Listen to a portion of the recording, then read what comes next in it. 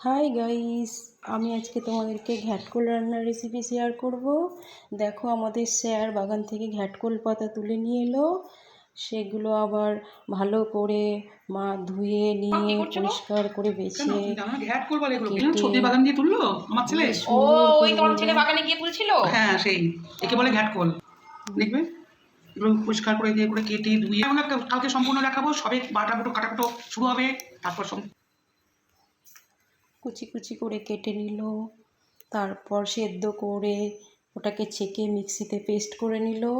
এরপর সেটাকে কড়াইয়ে তেল গরম করে একটু পেঁয়াজ কুচি দিয়ে নাড়াচাড়া করে ওর মধ্যে লবণ, একটু চিনি, একটু রসুন বাটা দিয়ে নাড়াচাড়া করে নিল। এবার ঘ্যাটকোলটা যেটা পেস্ট করেছিল সেটা ঢেলে দিল, দিয়ে নাড়াচাড়া করে নামিয়ে নিল কিছুক্ষণ পর।